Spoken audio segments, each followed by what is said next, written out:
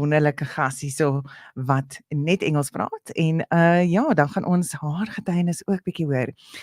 Dit is natuurlik Mozaic Upliftment wat by ons kom kuier en dit is Gerhard and Daniela, and now we're going to switch over to English, so we speak the language very deliciously around here. I hope you will join us in celebrating what they are doing in God's kingdom at the moment. So good morning, both of you. Wait, I've got to put on this there. Okay. Yes, now. Good morning. Yay! Morning Bertha, hallo luisteraars, baie lekker om weer te wees. Is lekker om jou te sien, Gerard. Of Geraldo. And Daniela, what do we call him? Geraldo. Geraldo. Oh, Yes. There you go. You see, that is the Portuguese. Yes. That's the Portuguese name that he's now. How long have you been in Mozambique? 22 years permanently. Yeah. 22 years permanently in Mozambique. So we're going to start. And I always start with the first question, just so that our listeners can understand your heart. And that's, Daniela, how did your relationship with God start? When you realized, wow, this is, he cares about me, little old me. Thank you for this question. It's always a privilege to share the testimony and how my relationship with God started. Actually, when I was 7, I got my first Bible from my grandmother. She was the reference of a Christian in my family, and she didn't know how to read. So she would ask me to read the Bible for her. Oh. Then it was the God of my grandmother, because I saw her, she prayed, she worshiped God. But then when I was 14, I had my decision. I said, no, I'll get baptized, I will walk with Jesus. And since then, since I was 14 till now, I've been walking this path with him, and my life's been his. And okay, so where are you from? I'm from Brazil. You from Brazil? Yes. Okay. And that is amazing that that God is so open to us in the whole world. Yes. And then also, how wonderful it is, this 7-year-old girl child reading to her grandmother from the Bible. I want to ask you, like at 14, so that's young, giving your heart to God. What changed in your life? And what was the challenges you faced because you became Christian? It changed everything in my life. It was like I wanted to have friends, when we are teenagers. You want to yes, be cool. We want to be cool. We want to have friends, want to be accepted by people. It was the season that God really gave me an identity. So I was seeing everyone around me seeking for an identity, and I found it in Christ. So I started evangelizing my friends. I have a friend, she was with me at school, and she says, you are part of my conversion because you always evangelized me. And 5 years ago, she came to Africa to do 1 month missions with me. Wow. And her conversion was here in South Africa. It was actually in 2017 she came. So a fruit that from a seed that I planted there at school when I was 14. So I love that you say it's a fruit from the seed that you planted. And because sometimes people are like, I always speak to people about Jesus, but they always look at me funny. It's okay. Because I'm sure she looked at you a little bit funny. She was like, oh, girl, stop it. And then you gave her that curiosity. Yes. That curiosity of how can I get what Daniela has? Well, how can I progress? How can I move forward? Because wow. And that's part of the testimony. I love that. I love that. How did you end up in Africa? It was my dream. Since I was 14, since I had this real encounter with Jesus, I had this desire to do missions. I didn't know exactly what missions were, but I saw something and I heard something about people that they left their country and they went to distant areas to announce the gospel. And I said, that's what I want to do in my life. So I was praying for that and learning more about missions. And I used it to do like urban missions in Brazil. So I used it to go to the streets, to the squatter camps there in Brazil, we call favelas. Mm-hmm. So I used it to go there and to do this work with kids there at the squatter camps and Wow. with homeless people. So I was doing missions there. But then in 2016, there was a school of missions in Beulah Park here in South Africa. Then there was the opportunity, and I said, okay, 1 month, I'm going and I'll stay there. Then I did this School of Missions for 1 month. But when I was there, God told me, you will come back and you'll live here. How did he And tell you that? Because God speaks to us in different ways. yes, Did he just create this wonderful love for you, or what? I always had it in my heart. And I always told my family, one day I'll leave everything, I'll go to Africa to do missions. Then when I was here, I said, it's okay, it's fine, it's for 1 month. And one day, everyone from the school, every student, they went to the Mount Zion to pray. And I said, no, I will stay here in my room. And I was praying and praying, and then I was listening to a Brazilian song that says that if you trust God, it's like you are taking the risk. And then the Lord said, it's time for you. The Lord spoke clearly with me. It's time for you to take the risk because it's easy to trust me. When you have your job in Brazil, you have your family close to you, you have your church where you know everyone, you know what to do there. But now I'm bringing you to a completely new country to live with new people, to do new things. Now I want you to take the risk to trust me. I could just cry. To focus. Yes. Focus in there.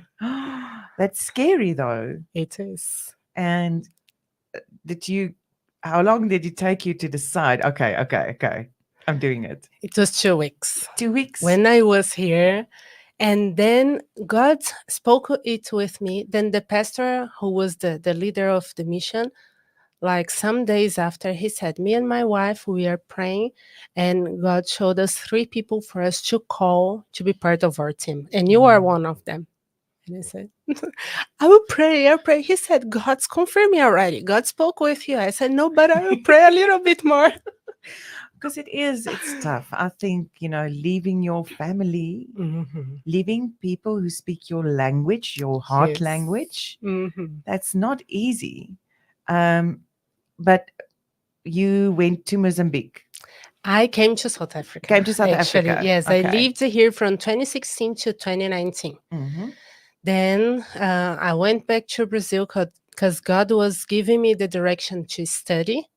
Then COVID came and everything. And during this time, I was working with education. Then I had my graduation in educational area. That's my passion. And it has everything to do with the mission in Mozambique. But I had been to Mozambique with Mosaic in 2019. And last year I came back to South Africa and God connected me again to Mosaic. Then I went to Mozambique and everything about the dolls and the child protection started. Oh, this is wonderful. We're going to hear that development Okay. that goes in. And so you went to Mozambique and you met Geraldo there. Yes. Geraldo. Yeah, they came with one of our partnering teams, Geraldo, from Kenton Park, and they, on an annual basis, they come with a support team. And Daniela, with another Brazilian friend, came along with her team to assist with translations and stuff. Yeah, so they only came there for a week, but we were very involved with children's ministry and the church planting and lots of women's ministry. And from there, we kept contact. During COVID, kind of lost contact. Then at some stage on social media, I saw that Daniela and some of her Brazilian friends are back in Africa and ministering. And chance had it that they were on their way to Mozambique. So I invited them to come to assist us with the training that we were busy doing in Manjacas. And yeah, she came with a team. And I think during that time, she got more exposure about the children's ministry work that we're doing and where we're going. And that's where I think God really also worked in her heart. And our conversation started to develop materials to equip children's ministry teachers. So you started out with equipping pastors. Last time we spoke about the programs that you do to equip the pastors, to help them to grow in their capabilities to manage a church and a team and so on. So when did the children's ministry start to step in, and why? Why did you feel a need for that? Yeah, so the vision has always been to assist Mozambican church leaders to disciple their communities. Our training started more than 15 years ago, where we worked with our support network in South Africa to plant churches in very isolated parts of Mozambique and to equip leaders, pastors, but sometimes even just normal church members in a place where, or let's say Christians in a place where there are no organized churches, to equip them to start small groups that eventually becomes a community of believers. So we've always done that. And along the years, we've seen that in the rural African context, pastors or leaders of churches often want to do everything in the church.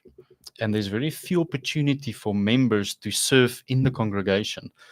We also found that children are often overseen, and the words and the terms just go right over their heads. Yeah. So one of the first things we started, and this is already more than 10 years ago, we started to develop children's ministry, Sunday schools within the local church, and asked the local pastors to identify people in their congregation who might have a passion and the capability to teach children. And it was very easy for the pastors to say, yeah, they can work with the children. You can work with them. So we started with a system and a structure to train children's ministry leaders. And currently, we've got more than 32 communities where we've trained more than 160 different children's ministry leaders to reach children. And this is now all over the last 8 years. And it's incredible to see how many of these children's ministry leaders that we've trained have actually become the church leader. Oh, wow. During COVID, a lot of pastors or leaders who were placed in villages to lead the church had to move away, passed away, or something happened that they moved on. And the next best person that was qualified and trained to lead the congregation was the children's ministry leader. So we've actually been working with them, and we've laid a very good foundation in terms of training with some of our partners here from South Africa, our support teams here. You probably know Erich Postumus. He's come our side. There's Brenda, who's helped us to develop a children's Bible in Changan. So we've laid a very good foundation over the years and equipped children's ministry leaders. That is wonderful. So that is ready for that. Now you have this new project, which is Ku Vikela Nwana. Well done, Brenda. Did I do that all right? Which means children's safety. And I would like to ask you, when did this start, and why do we need this kind of program? I can just say where it started, and then I'll give it over to Daniela, who's helped us develop the program. So in our annual training and in some communities monthly training, we've learned that there's a lot of child abuse in communities. Physical abuse for boys, but also sexual child abuse for girls.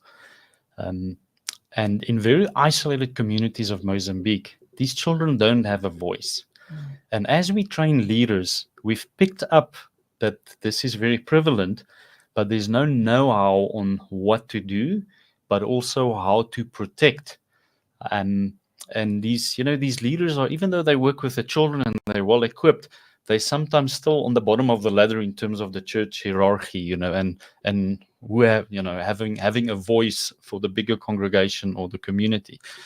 And so through the training, we picked up the need. And when Daniela came, I think it was 2002, 2003, when she came with a few Brazilian friends, gave them a little bit exposure about it. It's not my background and my expertise. And, I think God just brought the right person and people at the right time who heard about it, and then through her connections, we've started to work and develop materials that could attend to this serious need in rural parts of Mozambique. That's wonderful. I'm going to give you a chance to speak, Daniela, but we're going to go for a quick break, and then we will be right back with this. Remember, if you are listening on Facebook, you won't be able to hear the song, so please stay with us, and we will be right back. We're going to listen to Jeremy Camp. Maybe you can look it up on your phone and listen together with us. Jeremy Camp, and the song is Love So Great.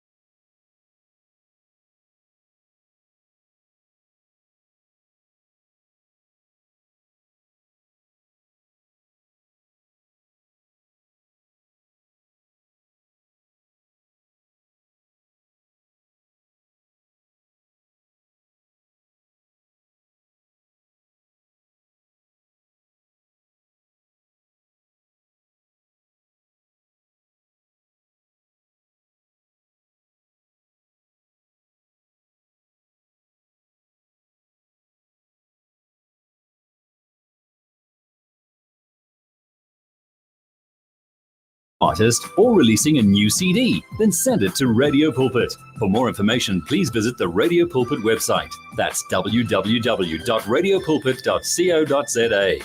Or phone us during office hours 012 334 1200.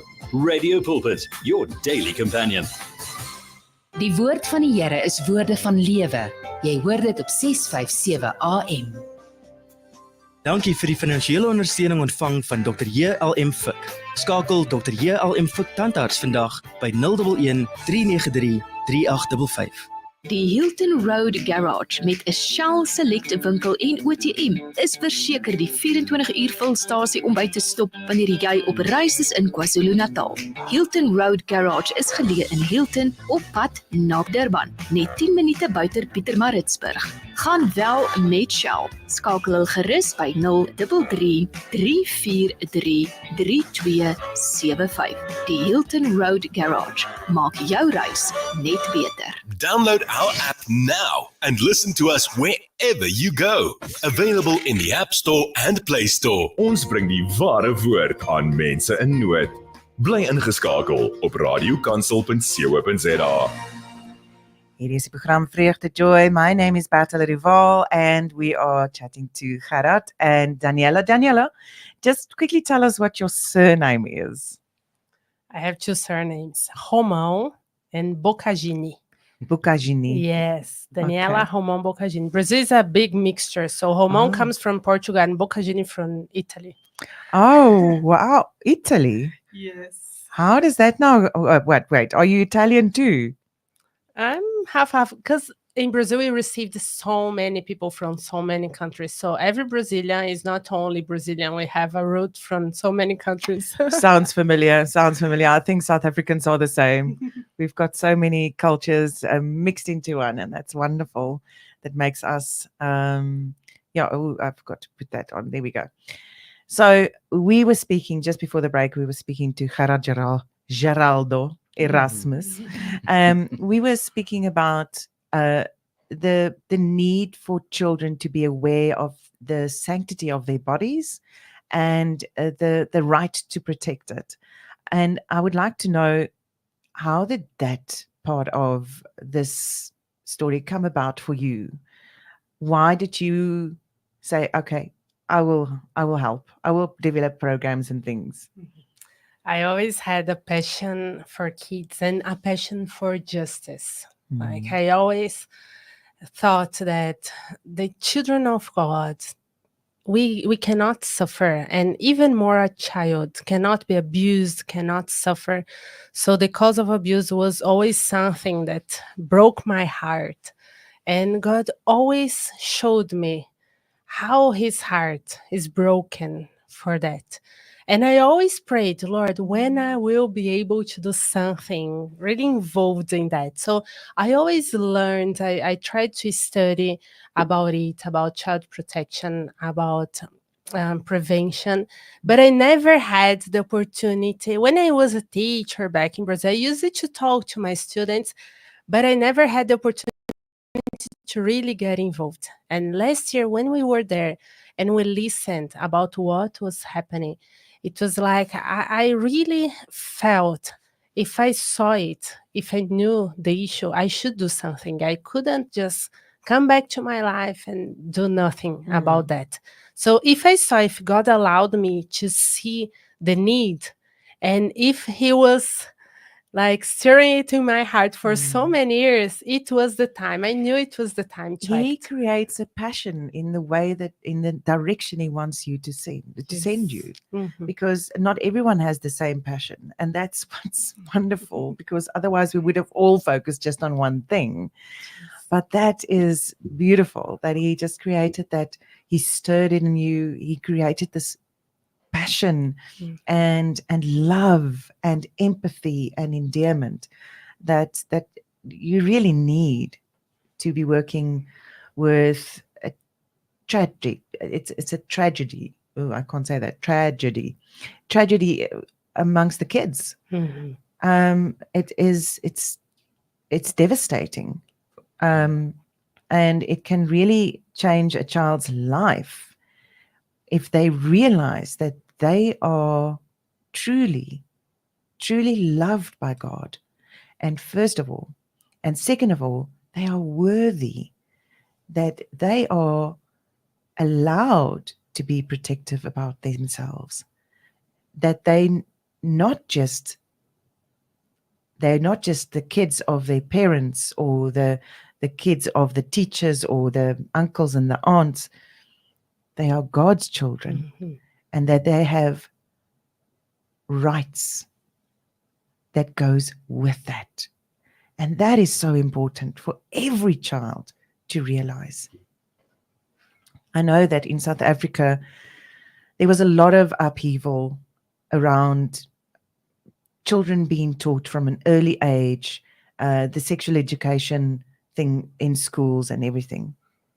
And I was also, the way that they taught it was a little bit, I was a bit, but I promise you that those children being enlightened are empowered. They now know, oh, it isn't normal to be touched like that. Oh, it isn't normal that these people are taking privileges on me. Oh, I can say no. Wait a minute, but wait. This person said they love me. They love me so much that they want to show me. And that's that's not love. That's not, because that's not respectful love towards me as a child. And unfortunately, this has to be brought earlier and earlier and earlier to the attention of our children.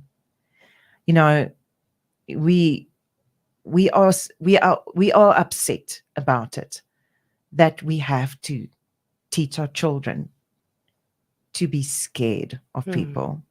And that's not what we want to teach our children. We want to teach our children to be empowered. Yes. To not be scared in a situation like that. To be able to go, no, leave me alone, and run, and know that somewhere there will be an adult who will help them in a situation like this. So this will not bring them up in fear. This will bring them up in knowledge and empowerment. That's what I feel about that. I mean, yes. Am I hitting the button on the head or the nail on the, I don't know what they call it. You know? You said exactly what we do. I brought the 4 rules of protection that we teach for the kids. So it's exactly what you said. You say no, you show it, you scream, you run, then you go to a trustworthy adult, someone that will help you, and you tell them. So it's exactly what you said. It's what we teach the kids. It's very easy to understand it. If you see that, it's, oh, okay, well, you know, I know a thing or two. That's wonderful. But now, I want to ask you, how difficult is it to get permission from the adults, from the parents, from the chiefs, and so on, to be able to teach this to the kids in Mozambique? What we do is we work through the kids ministry leaders, because they are already part of the community. So they know the chiefs, they know the community leaders, they know the families, and we are receiving a very good feedback from them. So we train the teachers, then they can teach their kids, and our goal is that everyone will be involved. So they will speak with the parents, they will speak with the community leaders, with the school principals. We have a program that we want to bring it to the school that are the protection clubs. So with these encounters, they will teach the kids about identity, about the body boundaries, about how to not to be vulnerable, not to be scared, but to react. And we want to bring it to the schools for the kids to learn there. So when we work with the Mozambicans, they know the culture, they know the way to speak with the parents. And with the kids, normally we make like big encounters, big kids events. So we invite all the kids to the soccer field of the city or of the school, and we work off all the permissions from the municipality and everything. And then we play with them, we teach the gospel, and then we use our protection dolls, and we use a light way to teach them. And so far, some parents, they join, they see, and they are liking it. Because something that most of the leaders, they say us, is that everyone knows about the issue, but nobody knows how to approach how to teach the kids. So, oh my goodness. I mean, if you just speak to a parent and say, listen, you better tell your kids about the birds and the bees, they're already going into like, and that's normally, at a later age. Yes. And now we need to do that younger. Oh, how am I going to do this? So tell us about, how did the concept of the dolls come to life? How did that come, like, okay, this is what we're going to do. How did the process get to there? Last year, so when we started everything, we were teaching the kids, and last year a person showed us some dolls that I think they make in Namibia, some knitting dolls. And then we said, that's perfect to teach the kids. So we started and we said, oh, we can call them protection dolls to work with protection. So we started, and the churches in South Africa helped us. So in the beginning of this year, we had 400 dolls, and they were different. We had knitting dolls, and then some people said, can we make some fabric, some material dolls? Okay, let's do that. And then we could like make it better and better. So now we have this pattern The of concept. the dolls. Yeah. Yes. And the concept is we use it as a very light and playful way to teach the kids. So we want to make the dolls like in the way kids will identify with them. And we have the albinos too, to work with inclusion, for them to respect each other and to see the differences. And to see that they're still cute kids. Yes. Even if you've got different skin colors. Yes. So we teach the kids about how God created their bodies, the importance, their identity, their value. And we speak about the body boundaries. So instead of using our own bodies to show where nobody can touch, we use the doll. Okay. So we say there is no problem, nobody can touch you. So we use the doll that is not a child to show you. And we show them what is the good touch, what's the bad touch. And we tell stories. We use the creativity. Oh, yes. And I'm sure you say, okay, so wait. Is this a good touch? And they must all go yay or nay. Yes, exactly. Okay. We Yes. do that. So we ask the kids to give names to the dolls every time we go to different places. And our goal, so far, we could give it to the leaders.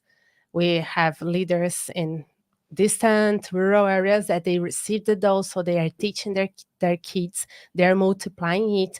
But our goal is to give to every child a doll.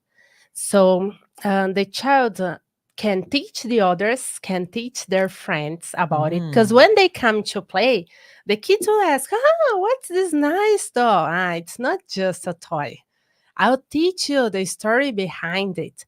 And it can also be a way for the child to report if something happened. We know that it's a trauma for a child to say, it happened to me. So the child can use the doll and say, somebody did it like this way. So it's a way to make it lighter for the child and to speak about a subject that nobody wants to speak about. But we speak it in a way that everyone will understand.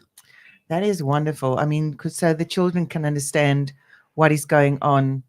Ooh, I'm trying to read a message here, but now my mouse has gone, okay. No, he doesn't want that message out there. Okay. That is a wonderful way of just creating awareness. And not creating and not putting ideas and suggestions in their head of the children. I think it's creating awareness, and it's telling them what is good behavior towards me as a person, and what is bad behavior towards me as a person. And I think that is a big thing. Like you said, you are telling them how worthy they are. And how wonderful. How do you do that? How do you make them believe that? I always ask them, I say, these dolls were made by ladies in South Africa or ladies in Brazil, but they are asking you, who made you? Then they say, God. And then we come, look at your hair, look at your skin, everything, your arms. What's the purpose of your arms? Then I like to work with kids making questions. Then we make them think. Yes, and it's interactive. Yes. That's when it stays alive and they stay present. As you said, we don't come and impose something. We bring awareness, so we make them thinking about their value. Because maybe some of them never heard it from their parents, never heard it from a teacher. So we make them think about that. What's the purpose? And we say, look how worthy you are, how God created you. And everyone starts seeing how they are beautiful and they are important. And we say, even your intimate parts, they are created with a purpose and they are precious. And that's why they stay covered. So we say the value of everything and how the same way we can't allow anyone to touch or see, we also need to be respectful and not see or touch the intimate parts of other people. And this, we can teach a lot of things with that. We can teach an anti-bullying message. We teach them lots of things, identity, self-esteem, everything is involved. Do you teach them about, I'm different than from you? We look, we're both girls, but I am still a unique individual. Yes. The first lesson of our Protection Club program, I use the example of a tree. So I try also to make the material and the program using the resources that they have there. Relatable. Because in the rural areas, they won't have like Play-Doh and paintings and paper, but they have trees everywhere. So I would say them, each one of you take a leaf from the tree. They look like similar, yeah, but let's see the details. This one. And I ask them, tell me like 2 or 3 differences between these 2 leaves. And they say, and I read Matthew 6, which says, if God takes care of the lilies of the field, imagine of you. So I say, imagine God. He had the care to create 2 different leaves. Imagine you. So I ask them to see their fingerprints, that each one is different. And I say, everyone is different, but look at the tree. Imagine it when it has no leaves. It's not nice. So each leaf is different. But when we are together, look how beautiful it is.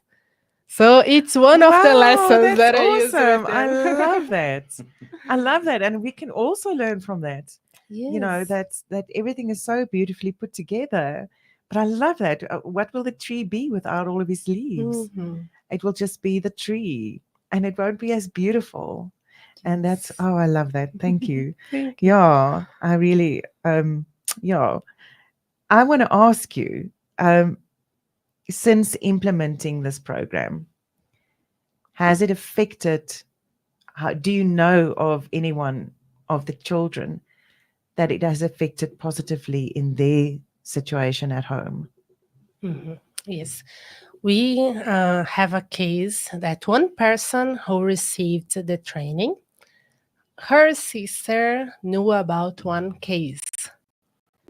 And then it was like 1 week after she received all the training and all the knowledge, then her sister reported something in her area in another city. And she said, no, we need to make the denounce. This child is being abused.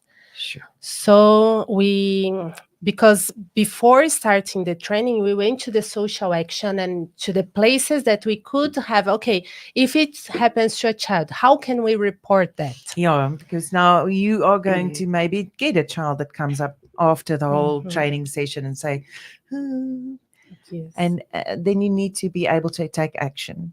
Okay. Then this person, she said, no, we need to report it. Then she called and the police went to the place, did all the investigation and arrested the man. Sure. Who was causing it not only to that girl, but to another kids. And the girl is now receiving psychological support from the local hospital and health support. So it's a child that was free. And we also have another people saying, the children, they are listening, they are teaching others. Another lady, That was one of my next yes. questions. Are they talking to each other now? Are they teaching others? Yes, they're That's teaching others. oh. So one of the ladies, she said, my child came to me and she said, the girls, they like to make like some games touching other, but she is saying, no, nobody can do that. Our bodies are precious. You can't touch me here.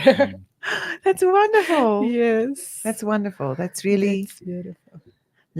you're also teaching them to look out for each other Yes. and how to do that. Mhm. Because sometimes they just don't know how.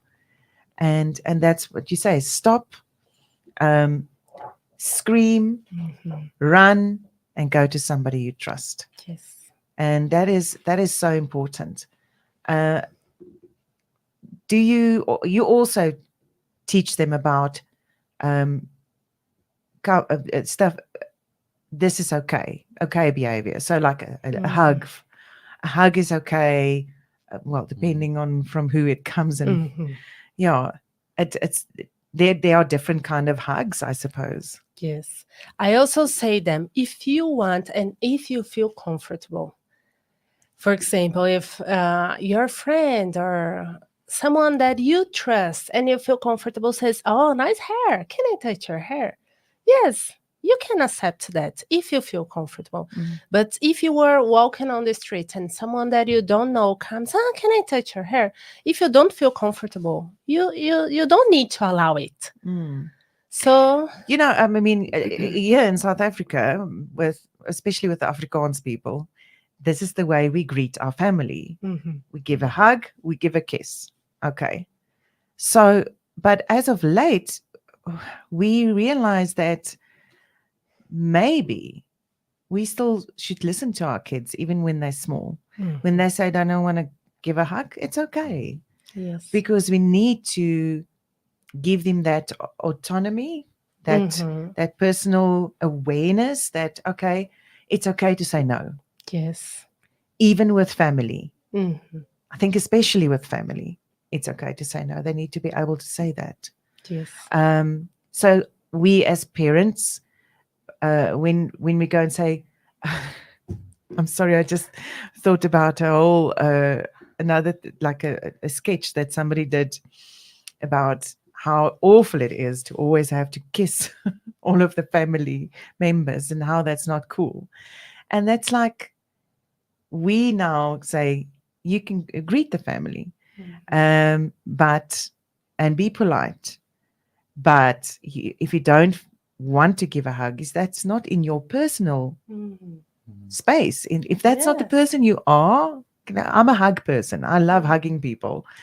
But if that's not in your space, you must be able to say no. Even adults, we should know in that sense. That's true. What I always do with the kids, I also love hugging. But I come in and say, can I have a hug, or do you want a hug? Because sometimes the child doesn't want. And even more, in Mozambique, they're not so close physically. And sometimes they say, can I have a hug? Do you want to hug me? Always ask the child. Because sometimes we say, don't be rude. Give me a hug. A hug. Yes. And don't be rude to your auntie. Go give her a hug. Yes. So it's important. The child also has their will, their opinion. So it's important to ask, can I have, do you want, to respect so their feelings? What we substitute that with is a high five. Yes. That's a wonderful, or fist bump. And then you can go, because if they don't want to hug you, then you can still be polite. You can still give a high five. A high five is good. That's a, and then also a fist bump. And sometimes you can do the exploding back fist bump. But that is important for a child to know that, oh, how I feel about personal touch matters. So that is important for parents to bring home to their children. So that is what's necessary. All right. Gerhard, Yes. I'm going to give you time to speak now. Let's listen to a little bit more music, and then after that, we will be back with our last section because we've got a challenge for you guys. Remember, if you want to speak to us, please send me a WhatsApp on 082 657 2729. 082 657 2729. You are welcome to send us a message, and I will see if I can fix my thingy here that it will be like that. But we are going to go for a break quickly, and then just hang on. Let me just check here quickly what's going on. I'm going to move that up here, and we're going to go for a little break, and then after that, we will be back with Gerhard and Daniela from a Mozaic Upliftment and the children's ministry, what they are doing. So we're going to listen to Hallelujah SA, Kom Leef in My. The Marketplace Champions Conference is back. We have 5 dynamic local and international speakers that will share on how to be positioned for marketplace dominion. Network with business leaders for transformation and empowerment. The Champions Conference will be held on the 9th of November at 9 a.m. at Fontainebleau, Randburg. To book your ticket now, go to www.imsonline.co. We call the youth to not miss out on this opportunity. We will see you there.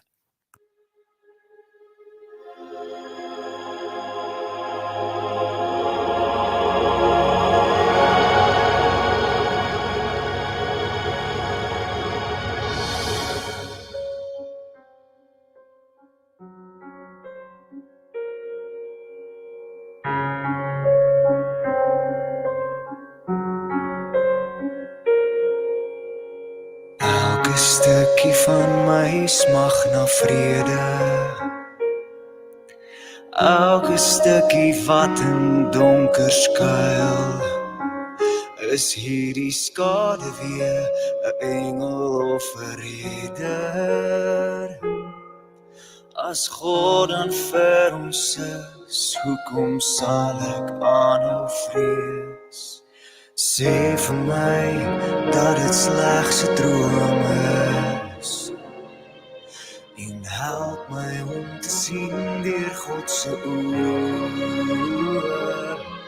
Voor my gedagtes dit besef, is ek reeds op my knieë. Heilig is hy, geseënd is ek. Kom leef in my, kom leef in my, my hart.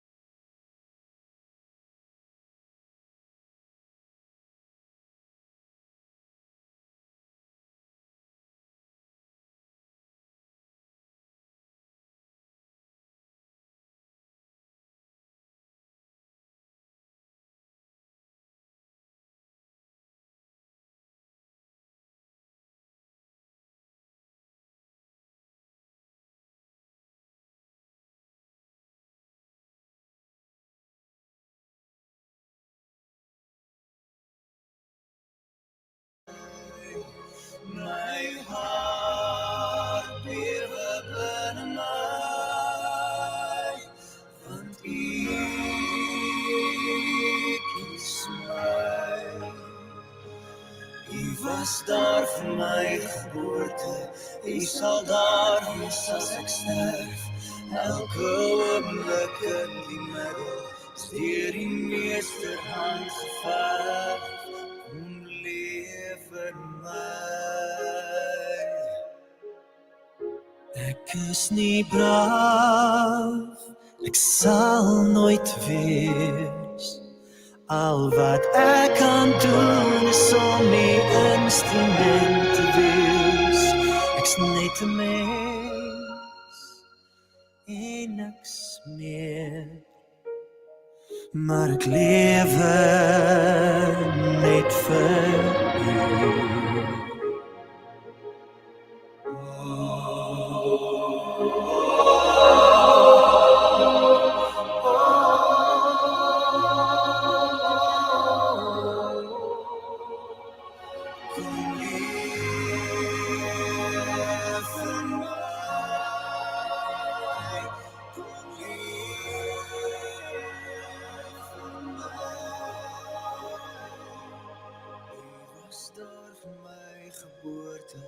U sal daar wees as ek sterf. Elke oomblik in die middag is deur die meeste hand geverf. Kom leef in my. Kom leef in my.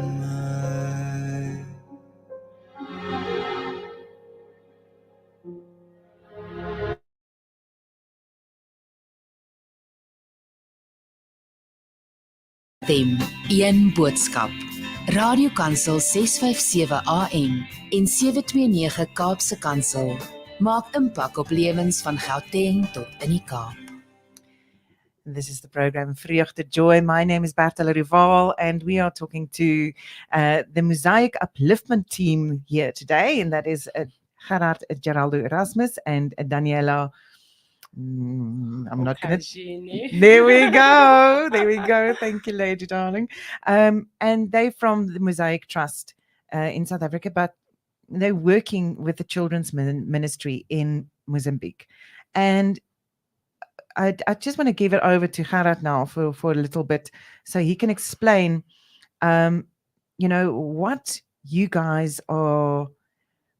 what you guys are needing, what you guys are doing at the moment. I know that you want to go out and fix all the playgrounds that you've already built and things like that. So tell me, what's the future look like at the moment? Yeah, so obviously this subject against child abuse is a very, very difficult, very complex subject, and also we're very limited on what we can really do and where we can get involved in. And it's not a challenge that's unique to Mozambique. I mean, this is all around us. We've been very supportive by our South African church network over the last 2 years to help us with training and to help make these dolls. And I believe by creating this awareness for children and children's ministry leaders in Mozambique, God is also at work in creating awareness through our support network, even here in South Africa, Brazil, even in the United States, where we are raising support as well. I believe the importance for us and where we would like to take this to is to really create a support network. And Daniela didn't mention it, but God's given her a vision somewhere this year where it's like a mosquito net. And the more people take hands, the more people network, and the more people are aware and work together, the stronger this mosquito net is. And I had 5 mosquitoes in my room last night, and it kept me awake. And I was just thinking of this again, the stronger the network is, the less chance there is for children to have to go through this. And the reality is there is a long history of pain, and we've started a ministry that is trying to protect us in the future. And one of the challenges that we are facing, and I think I spoke about this last time when I was here, we had a topic on forgiveness. I don't know if you remember. Yes. But as we train children's ministry leaders to protect children, we found that so many of these women have gone through it themselves. And they've they didn't know that they could speak out. And just the tears in the eyes of leaders when you now give them a tool to protect children, but they still have pain from their past and still have to deal with it. And we're given a choice. The grace of God is giving us a choice every day. And so we work a lot with these leaders, and we've taken all these leaders through the process of forgiveness as well. That is really a spiritual warfare, for your healing and your spiritual growth and your trust in God. But He gives us that choice and that option. And not just in Mozambique, this is worldwide, a challenge. So it's really our desire to create this network, but also to give leaders and children the tools in order to forgive so that they can make a choice for tomorrow. And what happened yesterday, you shouldn't determine your future. But it's not you're part given, of your personality. It's not part of your that is a big it wouldn't thing. It shouldn't It's shape not your sha- identity. That's the identity. That's it. And your identity is in God. And what's beautiful, when we ask the children, when we give the children a doll like this, we ask them in the beginning, we ask them to give the doll a name. They gave the child their own name, or the doll their own name. They started to identify with this doll, and now they're going to protect this doll, and they get the message that I can protect myself as well, which is really That's wonderful. which is really, really beautiful. So yeah, I'm very excited to see where this is going. So next year we have 6 support teams from South Africa that come every year to assist us. Every year there's different focuses. We build churches, we build playgrounds, we work with women.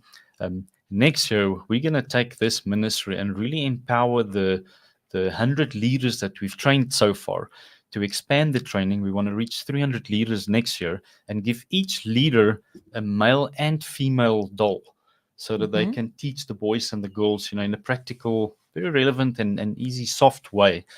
But we also want to give each child that is going to attend the big child events a doll to take home. Now, in our context here in South Africa, and some of the listeners, your grandchildren or children probably have 10 dolls at home that they don't even use. Yeah. In Mozambique, children don't have a doll. So this doesn't matter how it looks and how simple it looks. It's the most special gift they will probably receive, this year or next year. So we're very excited to challenge our listeners and our support network here in South Africa to help us to make 5,000 dolls next year. I believe it's only going to grow as we build a support system and structure. So we want to make 5,000 dolls, male and female. We've got the designs of these dolls on our website, which is mosaictrust.co.za, and also on our Facebook page, Mozaic Upliftment. We've got stories, we've got videos. Please go through the page. You'll see a lot. There's a lot of videos of training that we are doing. There's videos about the video, but we want to challenge all of too our. fast. People like it when we spell those websites and things. So let's just quickly give them. It's mosaictrust.co.za, and that is MOZAICTRUST.co.za. Mozaic Trust. And that is, you will find all of this under the children's ministry info there on that webpage. And then also you can go to the Facebook page, is Mozaic, MOZAIC Upliftment. That is Mozaic Upliftment, and you will find all those videos that you were talking about right there. So, and also the info that you need to contact everyone. So yes, there's a Mozaic Upliftment is now also commenting here. So let's put that up. They're listening. Your boss is listening. So the challenge is 5,000 dolls must be made by 2025. That gives us a month and a half to do this. So we've got outreaches. We've got Okay. outreaches coming in April, and 3 in July, 1 in August, and 1 in September. So during all of these outreaches, we'll be visiting different communities with the support teams coming and have big events. But us as a team, and we're praying for God to provide us with more staff and resource to employ more people to assist us in this ministry. But this is something ongoing for us on a monthly basis. So we have training events, and on Sundays and Saturdays, we visit ministries. So it's ongoing, and 5,000 is probably not even enough. We need to expand it. But I believe God is going to open doors for us to get more people involved. And maybe you will start by helping Mozambique, but but I believe this will also spread here in South Africa. And yes, if you are inspired today yeah. by doing this for the communities, for your school or something like that, this is, I mean, we gave you everything today to really reach out to the children of this country and of this continent, basically. But is this a difficult doll to make? Daniela, have you made one? Not yet. Okay, But I okay. So now can. you're challenging us to make it. You must pick up the challenge. I filled it and I closed it. But it's not difficult. It's not difficult to make. You had like a production line and you filled one and you closed it then with a needle and thread. Okay. The lady made, so she gave me like this and I stuffed it and I closed it and I put the clothes. and all of the instructions are there on the website, how you can close it, how you can stuff it and all of that, with what and things like that. Yes. So it's a work in progress as well. So we've come, one of our volunteers has helped us with a beautiful design. She's a designer. She's helped us with a beautiful design, and those instructions are there. But there's a lot of listeners out there with a lot of experience and probably practical ways how to make it faster and easier. So when people ask us to send us a design, we will send them a design. But we're also working towards designs, and it should be on our site soon, as we get steps to do it faster, cheaper, because 5,000 is quite a lot, and if you spend too much time on one, it might take you days to do one. But there are definitely ways to make it easier. What I love, Daniela just returned from Brazil and she brought about 35 of these without being filled. So in order to, clever. We can even fill it in Mozambique. We'll find ways. I think what's important, the child isn't going to evaluate, what this looks like and compare it. Children are really appreciative. I think what's important is that we try to get these numbers and get people involved. So, and the thing is, so we want the children to identify with these dolls. So let's not do the Barbie mistake, Let's make these dolls in dark brown color, so that the children can really identify. Let's look at the hair. Make the hair black or very, very dark brown, braids. I mean, they can be so cute. And then you have the albino option as well, because that's inclusive. So I think that is also just absolutely wonderful so that the children can really identify with these dolls. And yes, so that's the challenge. 5,000 dolls for next year, for 2025, so that children can learn about their own autonomy, their own safety, and so that we can hopefully prevent future trauma for these kids. And I think that is, and then the way that you guys are doing this, by teaching them that they are made by God, that they belong to Jesus, and that they are beautifully and wonderfully made. That is just wonderful. These guys, I'm just going to put that on here. And they say there's easy to follow instructions online. If you want to participate, you can contact them at kidsmosaic@gmail.com. You can send an email there. So it's kids, KIDS, mosaic, MOZAIC @gmail.com. And that is in it. And then, of course, one of our listeners asked, how can she get in contact with Daniela? Because now Daniela really reached her heart. Natasha Barnes, she says, is there an email address that they can contact you? How can they do that? Yes. Hi, Natasha. This email address is mine. This kidsmosaic@gmail.com is the email that I check.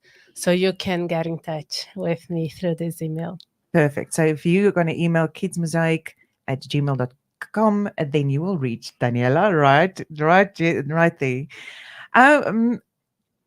Any of last words for the program, that you want to share with us? Yeah, Gerhard, you look. No, I also Geraldo just is want to say, like, to make it easy, if email is too hard, even on our Facebook page, if you just want to leave a comment, child protection dolls, we will follow up with you if you feel like you can make some. We need a lot of help. We've got a WhatsApp group where we communicate a lot. We can even share videos with you that we don't put on all our social media, just of weekly ministries that are happening. So it's really awesome to create this network of people, and you might on one of these videos one day see your doll being used there, as training. So please comment on our post on our Facebook page if you want to get involved. And I do want to challenge you. We've got awesome churches coming every year to come and support us. Maybe contact us with that as well. We've got very different denominations involved in our ministry, and I believe there's something for everybody to feel at home, and you will really love it. It will be a life-changing experience, and to see it firsthand and to give something to children that can't do anything back for you, is one of the biggest rewards sometimes that we get in life. So yeah, thank you, and thank you, Bertha, for the opportunity. Yeah, it is absolutely a pleasure. Is there a telephone number that they can contact you on? On our website, there are cell phone numbers, but they can definitely contact me on my South African number, which is 082 4133 872. And unfortunately, that is not my WhatsApp number. My WhatsApp number is a Mozambican number, as I live there. Okay. So that is the one that we're going to follow. 082 413 3872. At the very least, you can have to call that one. It's not a WhatsApp number. So at the very least, you can call him, and then Gerhard will give you more info on who to speak to here in South Africa. Right. Because you are when are you leaving back home? Well, as you've probably seen on the news, Mozambique is currently going through a very difficult period, and we didn't mention a lot of it today, but we're going through many spiritual warfares because of the kind of work that we are doing, and we are really pushing Satan's boundaries to build God's kingdom. Mozambique is going through a really big struggle, and so the border is currently closed. We can't go home. We wanted to go back to Mozambique on Monday or Tuesday. There are probably other borders to go through, but we are looking at the situation. But yeah, next week I'll definitely be back in Mozambique. But yeah, please pray for Mozambique. Okay. We need a lot of change, just like South Africa, and we can just pray, together as well, very similar situations. Amen. Yes, we pray that you will find divine intervention to be able to come back, that their eyes will be cloaked, that they will be unaware of you coming in, but praying for you to be able to go and continue with this absolutely wonderful work. Amen. Yes, amen. And yeah, Tinus Terere is also saying, yeah, he's praying for us. And then there we go. Thank you so much. If you want more information, go to their website, mosaictrust.co.za. That is MOZAIC trust.co.za, and go to the Children's Ministry tab. And also you can go to Mozaic Upliftment on Facebook and find out a bit more. All right. From our side, that was wonderful. Thank you so much. Thank you. And then I want to ask you, have you read our newsletter? See what we've been up to this past year, as well as what's coming up. If you haven't received it yet, you can check out our website at radiopulpit.co.za or SMS the word news to 37871 and we'll send it to you. So if you want to find out a little bit more about what we're doing, please SMS the word news to 37871 and we'll send it to you. We are going to listen to first we are going to connect with Families of Virtue, and then after that we will listen to Annelie van der Rooy and Neem ons bede aan. But from my side, it has been wonderful to visit with you. Thank you so much.